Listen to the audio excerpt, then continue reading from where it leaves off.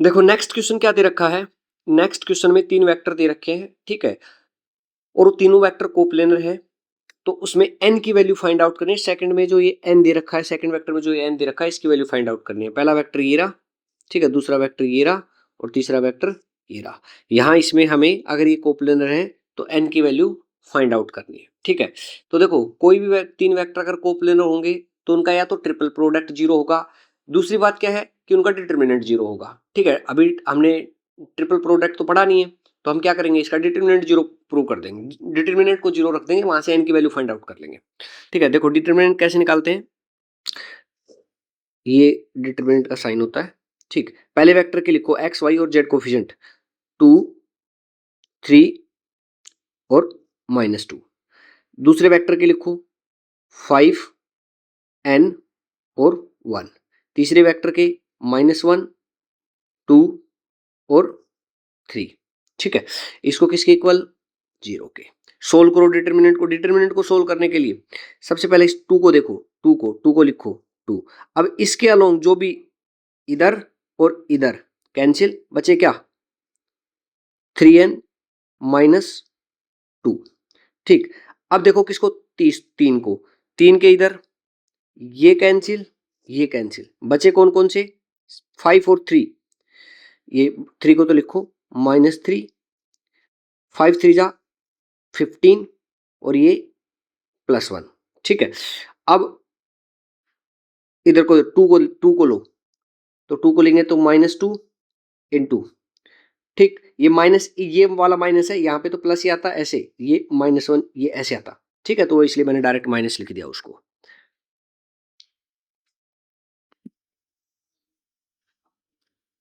मैंने डायरेक्ट ये माइनस, ठीक है। तो ये इधर कैंसिल, ये इधर कैंसिल, सिर्फ बचे क्या 10 माइनस n, ये माइनस n करेंगे तो ये प्लस का n हो जाएगा, ठीक। ये किसके बराबर है, 0 के बराबर।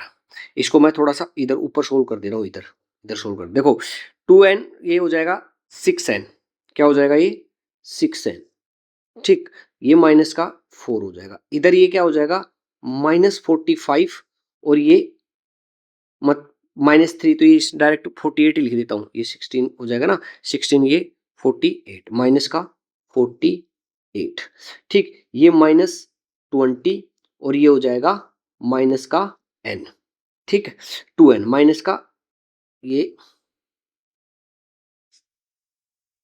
माइनस का 2n इक्वल टू 0, ठीक है। यहां से क्या आएगा, ये हो जाएगा 4n -72 equal to 0, n equal to क्या आ जाएगा यहाँ से 18, ठीक है। तो आंसर क्या हो जाएगा अपना ये वाला, ठीक। नेक्स्ट क्वेश्चन देखते हैं। नेक्स्ट क्वेश्चन में क्या कह रहा है, 3 फोर्सेस दे रखी हैं, ठीक है, और तीनों फोर्सेस के कारण बॉडी क्या है, इक्विलिब्रियम में। बॉडी इक्विलिब्रियम में मतलब क्या है, एफ नेट क्या है हमारा,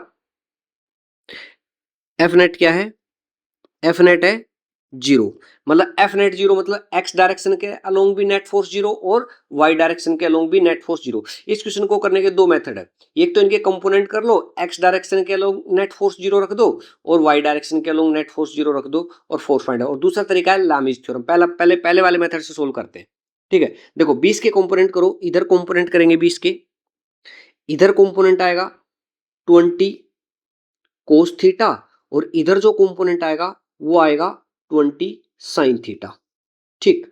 अच्छा भाई, अगर ये इक्विलिब्रियम में है तो उधर देखो नेट फोर्स एक्स डायरेक्शन के अलोंग 0 होनी चाहिए, मतलब F2 ये इधर नेगेटिव होगी, नेगेटिव डायरेक्शन में है, 20 कोस थीटा इक्वल टू किसके बराबर 0, तो F2 किसके बराबर होना चाहिए 20 कोस थीटा, ठीक है। एक क्या, अच्छा भाई ये y डायरेक्शन के अलोंग भी नेट फोर्स 0 होना चाहिए, मतलब y डायरेक्शन के अलोंग क्या है, F1 वेक्टर है, F1 vector -20 sine theta equal to 0। F1 हमें दे रखा है 10 और ये उधर जाएगा प्लस का हो जाएगा 20 साइन थीटा, और यहां से साइन थीटा मेरे पास आ जाएगा कितना, साइन थीटा आ जाएगा 1/2 और थीटा इजिकल टू आ जाएगा मेरे पास 30 डिग्री। थीटा की वैल्यू यहाँ पे रख दो, थीटा की वैल्यू जब तुम यहाँ पे रखोगे तो क्या आएगा 20√3/2, तो ये क्या हो जाएगा 10√3। दोनों आंसर आ गए। हमें क्या निकालना था, F2 निकालना था और angle between F3 and x axis. अच्छा दूसरा मैं क्या बता रहा था, लामीज थ्योरम, ठीक। लामीज थ्योरम ये क्या बोलती है? इसके अकॉर्डिंग अगर तीन वेक्टर्स का रिजल्टेंट जीरो है, ठीक है, तीन वेक्टर्स का रिजल्टेंट क्या है? जीरो। मान लो ये F1 ये और ये F2, ठीक। तो इसके F1 के सामने वाला मान लेते हैं एंगल अल्फा, ये F2 के सामने वाला बीटा और ये हो जाएगा अपना गामा, ठीक। तो अकॉर्डिंग टू लॉमीज थ्योरम अगर ये इक्विलिब्रियम में है, नेट फोर्स मतलब नेट फोर्स जीरो है या फिर थ्री वेक्टर्स का रिजल्टेंट जीरो है, तो क्या आएगा? इसको साइन रूल भी बोलते हैं। क्या बोलते हैं इसको? साइन रूल भी बोलते हैं। तो इसके अकॉर्डिंग क्या होगा? F1 अपॉन इसके ऑपोजिट जो एंगल है उसका साइन अल्फा इक्वल टू होगा F2 अपॉन F2 के क्या है opposite angle? Beta, sine beta equal to होगा क्या?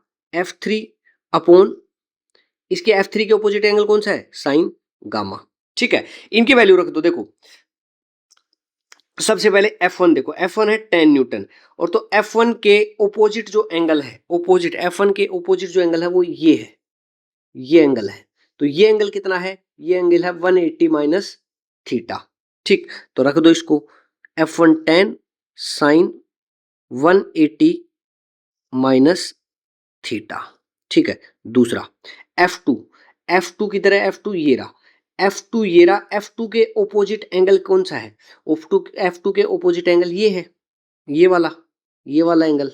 ये कितना है? 90 प्लस थीटा। तो ठीक है, रख दो F2 upon sine 90 plus theta, ठीक।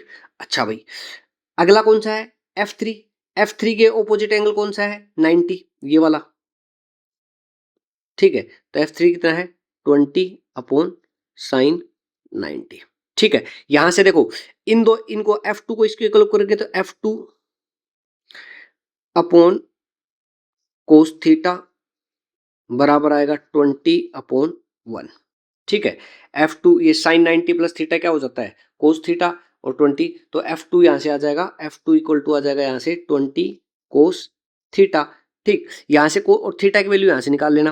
देखो 10 अपॉन साइन, ये 10 साइन थीटा हो जाएगा साइन, और ये इक्वल टू होगा किसके? 20 के बराबर, ठीक है। तो साइन थीटा यहाँ से क्या आ जाएगा? साइन थीटा यहाँ से आ जाएगा 1/2 और थीटा इजिकल टू आ जाएगा 30 डिग्री। ये थीटा यहाँ पे रख देना, वापस से वही बात आ जाएगी 20√3/2, ठीक है। दोनों मेथड में जो भी अच्छा लगे वो कर लेना। अच्छा भाई, नेक्स्ट क्वेश्चन देखते हैं। नेक्स्ट क्वेश्चन में क्या दे रखा है कि A vector plus B vector plus C vector equal to 0 दे रखा है। ए वेक्टर की मैग्नीट्यूड 2 दे रखी है और बी वेक्टर की मैग्नीट्यूड 4 दे रखी है। Then which of the following में बी करेक्ट? देखो इसके अकॉर्डिंग करते हैं। A vector plus B vector बराबर होगा माइनस सी वेक्टर। मतलब ये अगर वेक्टर बराबर है, ये वेक्टर दो वेक्टर्स को जोड़ेंगे तो वेक्टर ही आएगा, ठीक है। जो भी रिजल्टेंट आएगा वो किसके बराबर होगा? इसके। तो मतलब इनकी मैग्नीट्यूड भी बराबर होनी चाहिए। तो क्या है? ए वेक्टर की magnitude plus B vector equal to minus sorry A vector plus B vector की मैग्नीट्यूड बराबर होगी सी वेक्टर की मैग्नीट्यूड, ठीक है। अब अच्छा, ए वेक्टर प्लस बी वेक्टर की मैग्नीट्यूड क्या हो सकती है? देखो ए वेक्टर प्लस बी वेक्टर, ए वेक्टर की जो मैग्नीट्यूड दे रखी है वो ये दे रखी है और बी वेक्टर की मैग्नीट्यूड ये दे रखी है। तो देखो अगर मान लो सेम डायरेक्शन में होंगे, मतलब मैक्सिमम क्या हो सकती है? मैक्सिमम हो सकती है 6 और मिनिमम क्या हो सकती है? मिनिमम दोनों का डिफरेंस, मिनिमम दोनों का डिफरेंस क्या होगा? 2, क्योंकि 4 - 2 2, ठीक है। तो मतलब ये 2 और 6 के बीच में कुछ भी हो सकती है, मतलब 2 भी हो सकता है, 3 भी हो सकता है, 4 भी हो सकता है और 5 भी हो सकता है और 6 भी हो सकता है। 6 से बड़ी नहीं हो सकती और 2 से छोटी नहीं हो सकती। अब इसमें देख लो कि जो 2 से छोटा कौन सा है और 6 से बड़ा कौन सा है। तो देखो 2 से छोटा तो इनमें कोई भी नहीं है, तो मतलब क्या है कि ये भी हो सकता है, ये भी हो सकता है, ये भी हो सकता है, ये नहीं हो सकता। मतलब ये जो क्वेश्चन था ये मल्टीपल करेक्ट आंसर था, ठीक है। अगर ये पूछता ना कि इनमें कौन सा नहीं हो सकता तो वो था 8, ठीक। नेक्स्ट क्वेश्चन देखते हैं।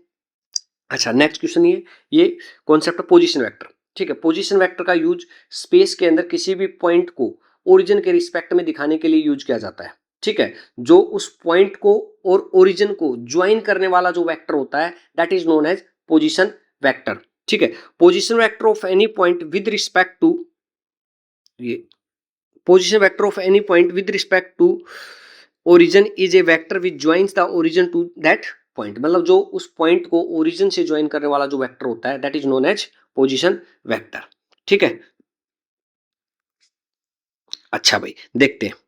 देखो अगर मान लो मेरा ये कोई स्पेस के अंदर ये पॉइंट है, ठीक, इस पॉइंट के कोऑर्डिनेट है एक्स वाई और जेड, ठीक, ये ज्वाइन करने वाली ये है, ठीक, इसकी जो है आर वेक्टर।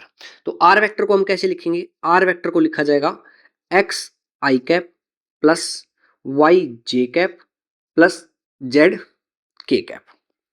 ये तो बात हुई जब सिर्फ एक वेक्टर हो, एक पॉइंट होता। अगर मान लो दो पॉइंट्स है, ठीक, यहाँ पे एक पॉइंट, यहाँ पे एक पॉइंट, यहाँ पे सॉरी,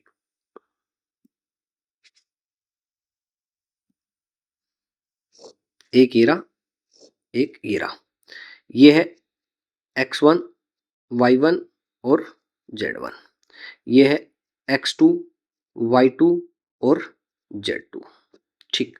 ये मान लो r1 वेक्टर है और ये क्या है r2 वेक्टर। तो r1 वेक्टर को तुम कैसे लिखोगे? r1 वेक्टर लिखा जाएगा क्या, x1 i cap plus y1 j cap plus z1 k cap. अच्छा भाई r2 वेक्टर को कैसे लिखेंगे? x2 i cap plus y2 j cap plus z2 k cap. अगर मान लो ये पॉइंट थे, ठीक है, मैं एक वेक्टर यहां से ये इसको ज्वाइन कर देता हूं, इस पॉइंट को इस पॉइंट से ज्वाइन कर देता हूं, तो मान लेते हैं ये आर वेक्टर है, ये क्या होगा? ठीक है, अब ट्रायंगल यहां पे देखो, अगर ये मान लो ये पॉइंट ओ पी क्यू, तो ट्रायंगल ओ पी क्यू में, ठीक है, triangle's law of vector addition लगाएंगे, ठीक है, तो वो क्या होगा? Triangle's law of vector addition के अकॉर्डिंग क्या होगा? r1 vector plus r vector किसके बराबर होगा? r2 वेक्टर के बराबर। तो r वेक्टर किसके बराबर आ जाएगा? r2 वेक्टर माइनस में r1 वेक्टर, ठीक है, तो r वेक्टर किसके बराबर आ जाएगा? मैं इधर लिख देता हूं थोड़ा सा इधर, ठीक है, r वेक्टर किसके बराबर आ जाएगा? r वेक्टर आ जाएगा, चलो उधर ऊपर ही लिख देता हूँ, अच्छा यही लिख देता हूँ, r वेक्टर आ जाएगा, r2 वेक्टर क्या है? r2 वेक्टर ये रहा और r1 वेक्टर ये रहा, इन दोनों को आपस में माइनस कर दो। जब आपस में माइनस करोगे ना तो ये पॉइंट आएगा x2 minus x1 I cap plus y2 minus y1 J cap plus z2 minus z1 के कैप, ठीक है, ये अपना वेक्टर आ जाएगा। इसका मतलब क्या है? अगर कोई भी दो पॉइंट दिए हो और उनके बीच में वेक्टर पूछे, जैसे मान लो मेरे पास एक पॉइंट ये है 3 4 एंड 6 और दूसरा पॉइंट है 8 3 1, ठीक, तुम्हें पूछे कि ये वेक्टर बताना है इस पॉइंट को इस पॉइंट, तो देखो फाइन ये हेड कहां पे लाई कर रहा है? ये पॉइंट, तो ये क्या होगा? x2 y2 और z2, ये यहाँ पे क्या होगा? x1 y1 और ये z1, ठीक है, तो लिख दो पॉइंट, मान लो ये वेक्टर क्या है? r vector. तो r वेक्टर को कैसे लिखोगे? r वेक्टर बराबर x2 क्या है? 8 माइनस 3 क्या हो जाएगा? 5 आई कैप। अच्छा y2 क्या है? 3 माइनस 4 तो क्या हो जाएगा? माइनस जे कैप। अच्छा z2 क्या है? 1 ये 6 है भाई, ये 6 z2 1 माइनस 6 मतलब 5 के कैप, ऐसे वेक्टर आ जाएगा। और इस वेक्टर की मैग्नीट्यूड निकालनी होती, आर वेक्टर की मैग्नीट्यूड निकालो तो 5 का कैप 25, 25 और ये 1 26 और ये 25 वापस से ये 51 हो जाएगा। इसकी मैग्नीट्यूड क्या हो जाएगी? √51, ठीक है। आगे देखते हैं भाई स्केलर प्रोडक्ट और डॉट प्रोडक्ट, ठीक है। इसका मान लो मेरे पास दो वेक्टर हैं, एक वेक्टर ये ए वेक्टर और एक ये बी वेक्टर, ए वेक्टर और ये बी वेक्टर, इनके बीच में एंगल थीटा, तो इनका डॉट प्रोडक्ट करना है। तो डॉट प्रोडक्ट क्या होगा इनका? इनके बीच में क्या आएगा? ये डॉट, इसीलिए इनको डॉट प्रोडक्ट बोला जाता है या स्केलर प्रोडक्ट, ठीक है। दूसरा नाम क्या है इनका? Scalar product. तो ए डॉट बी वेक्टर बराबर किसके बराबर होगा? ए बी कोस थीटा। ए क्या है यहाँ पे? मैग्नीट्यूड ऑफ ए वेक्टर, ठीक है। बी क्या है? Magnitude of B vector. Theta क्या है? Angle between A vector and B vector, ठीक है। तो A vector dot B vector किसके बराबर हो जाएगा? A B cos theta, A vector की मैग्नीट्यूड इंटू बी वेक्टर की मैग्नीट्यूड इंटू में कोस थीटा, ठीक है। अच्छा भाई अगर मान लो देखो इसको, इसी को देख, बी का कंपोनेंट करूं मैं, बी का कंपोनेंट ए की डायरेक्शन, ये तो ए वेक्टर था मेरा, ठीक, और ये था क्या? बी वेक्टर, ठीक, और ये एंगल थीटा। कंपोनेंट करने तुमने सिखाए थे, रेक्टेंगुलर कंपोनेंट अगर तुम करोगे तो ये इधर इधर क्या आएगा, ये इधर बी का, इधर बी का कंपोनेंट आएगा बी कोस थीटा, ठीक है, और इधर कंपोनेंट क्या आएगा बी साइन थीटा। अच्छा ये देखो, ये यहाँ पे ये क्या है बी कोस थीटा, मतलब ये क्या है ए इंटू, अगर डॉट प्रोडक्ट को तुम दूसरी लैंग्वेज में लिखना चाहो, A vector dot B vector बराबर A B cos theta. A component of B vector along A, ये क्या था component of B along A B cos theta, ठीक है, क्या है component of B vector along A vector, ठीक। अच्छा भाई, इसको स्केलर प्रोडक्ट इसलिए बोला जाता है कि दो वेक्टर क्वांटिटीज का तुम डॉट प्रोडक्ट करते हो तो जो तीसरी क्वांटिटी मिलती है, फिजिकल क्वांटिटी मिलती है, वो क्या होती है स्केलर होती है, ठीक है। अच्छा भाई, अब यूनिट वेक्टर्स की फॉर्म में अगर आई कैप को आई कैप से मल्टीप्लाई करोगे, सॉरी डॉट प्रोडक्ट करोगे, या फिर जे कैप को जे कैप से, या फिर के कैप को के कैप से, तो इक्वल टू आएगा 1। कैसे देखो, अगर मान लो आई कैप को आई कैप से कर रहे हैं, यहाँ पे आई कैप डॉट आई कैप, तो देखो आई कैप की मैग्नीट्यूड यूनिट वेक्टर है तो मैग्नीट्यूड 1, दूसरे वेक्टर आई कैप की मैग्नीट्यूड 1, ठीक है, 1 इंटू 1। अब सेम आई कैप मतलब सेम ही डायरेक्शन में है तो कोस क्या हो जाएगा कोस 0, तो ये कोस 0 1 ही होता है, तो 1 इंटू 1 इंटू 1 तो 1 ही आएगा, ठीक है। इसलिए आई कैप इंटू आई कैप, आई जे कैप डॉट जे कैप और के कैप डॉट के कैप इक्वल टू किसके बराबर होता है 1 के बराबर होता है। अच्छा, स्पेशल केसेस डिस्कस करते हैं। ये A B cos theta, A vector dot B vector, अब इसके स्पेशल केसेस डिस्कस करते हैं। देखो मान लो अगर थीटा हमारा एक्यूट हो, मतलब एक्यूट का मतलब π/2 से छोटा, ठीक है, तो जो डॉट प्रोडक्ट आएगा वो हमेशा क्या आएगा पॉजिटिव आएगा, मतलब A B cos theta is always greater than 0, ठीक। अच्छा भाई, अगर थीटा π/2 से बड़ा हो, मतलब एंगल क्या हो ऑब्ट्यूस, तो सेकंड क्वाड्रेंट में वैसे कोस थीटा क्या होता है नेगेटिव होता है, तो ए डॉट बी क्या आएगा नेगेटिव आएगा, मतलब 0 से छोटा आएगा, ठीक है, वो ये बताया हुआ है, ठीक।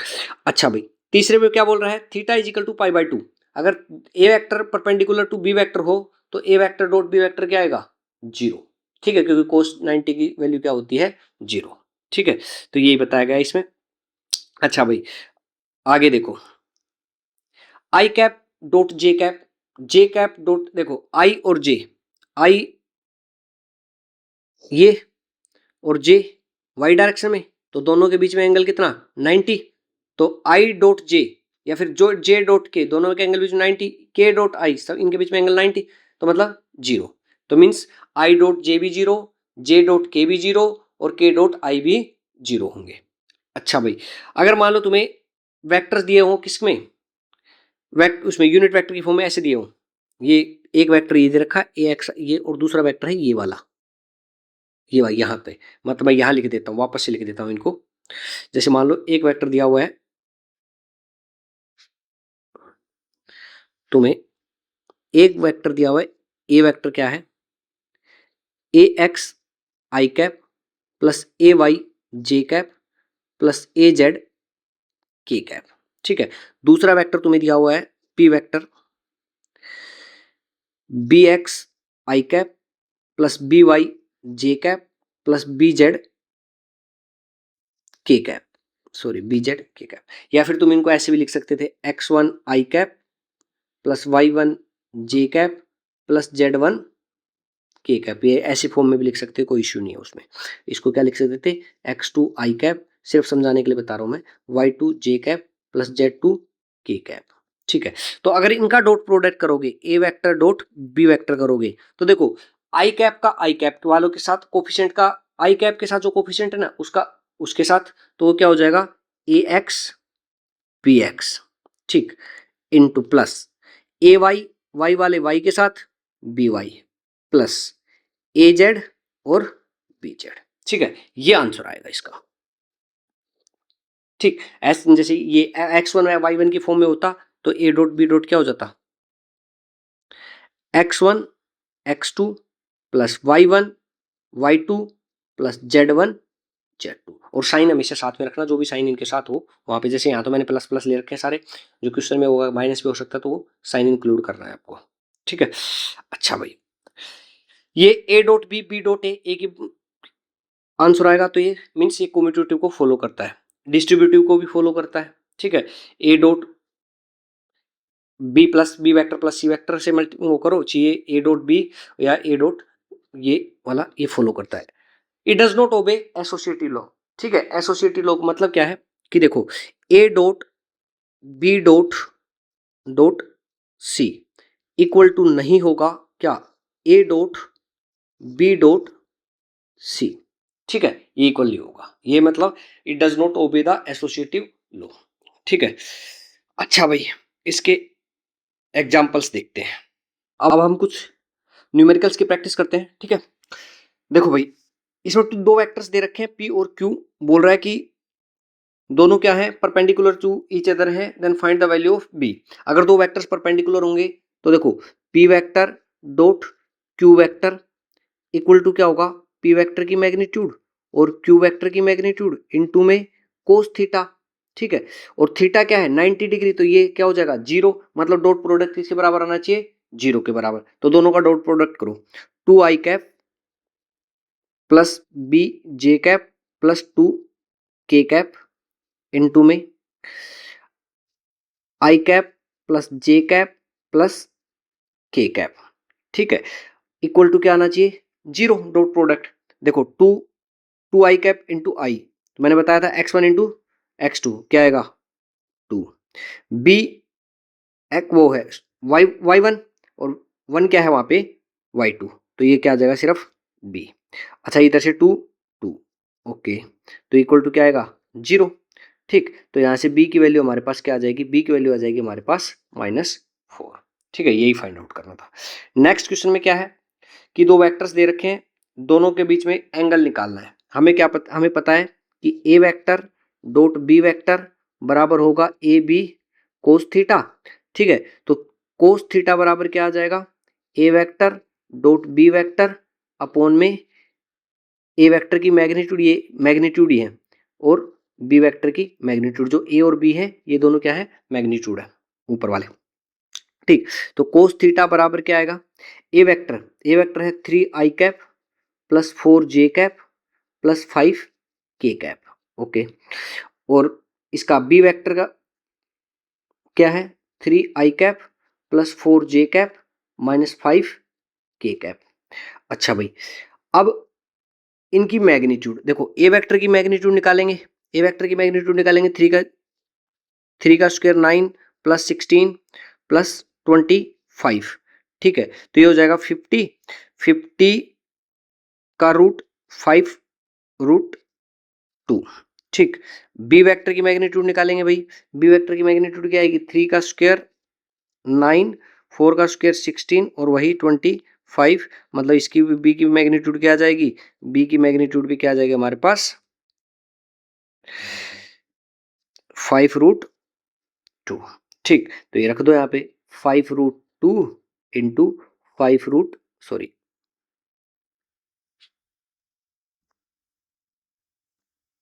5 रूट 2।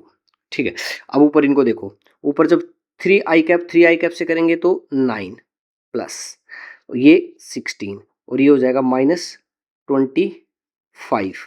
ठीक, अपोन में 5 जा 25 20 और रूट 2 है, ये आ जाएगा 50।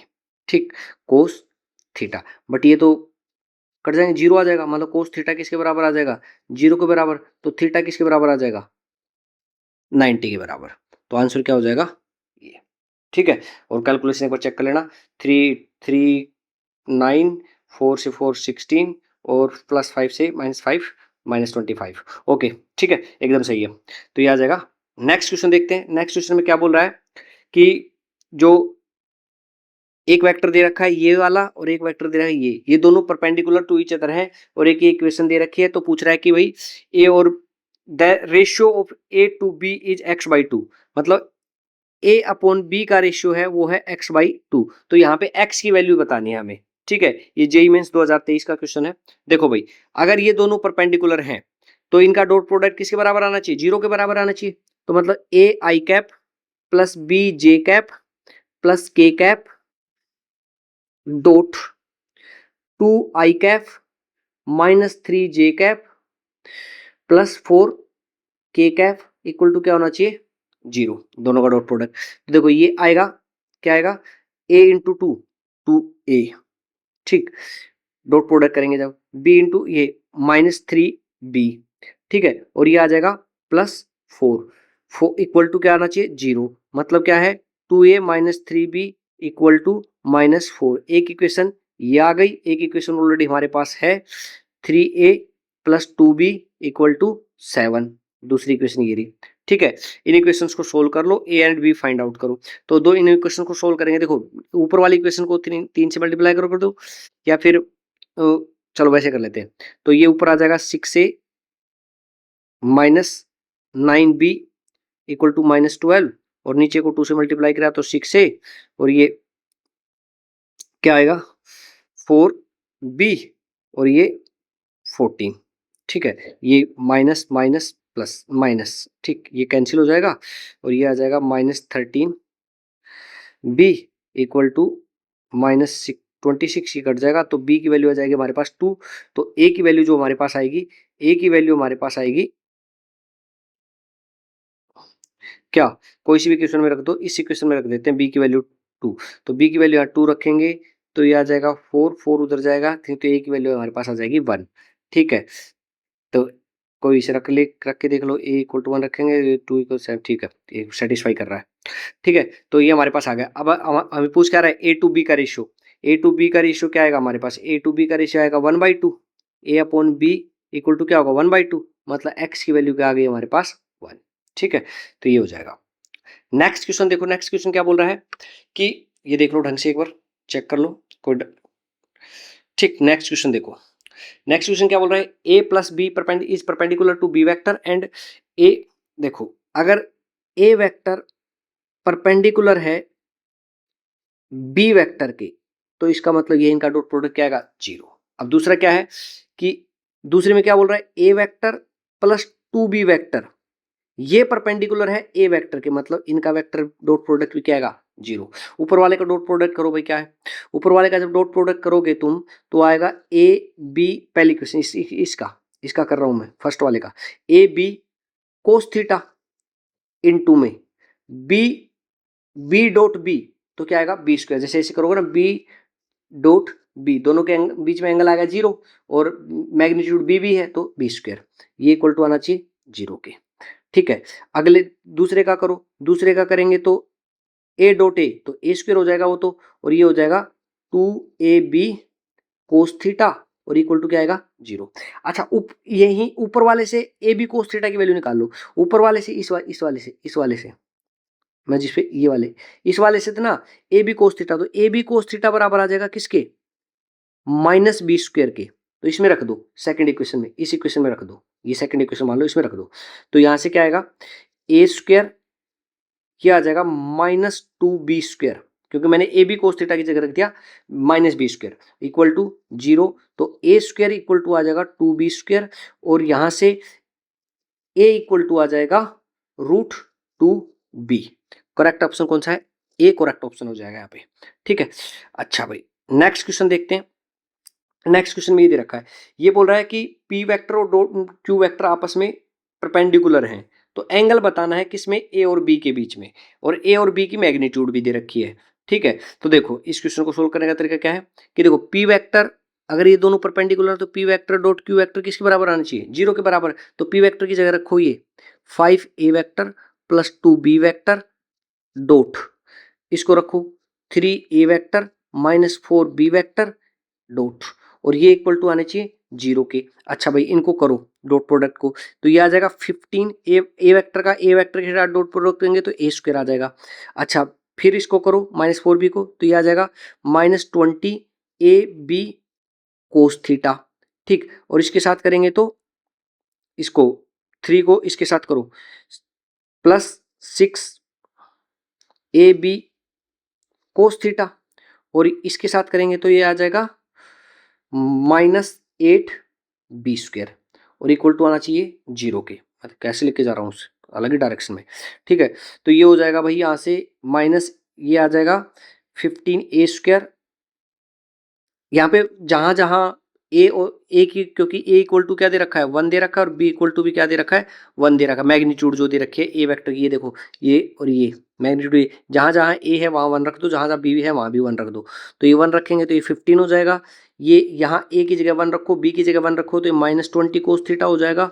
और यहाँ पे बी 6, यहाँ पे हो जाएगा 6 कोस थीटा प्लस का, ठीक है। और ये हो जाएगा -8 इक्वल टू 0, ठीक है। तो ये हो जाएगा क्या -14 कोस थीटा और इक्वल टू हो जाएगा -7, ये कट जाएगा तो कोस थीटा इक्वल टू आ जाएगा हमारे पास 1/2। तो थीटा की वैल्यू जो मेरे पास आएगी वो आएगी 60 डिग्री। मतलब ए और बी के अंदर जो ए और बी के बीच में जो एंगल है वो क्या है 60 डिग्री। ठीक, चलो भाई यहाँ तक रखते हैं आज।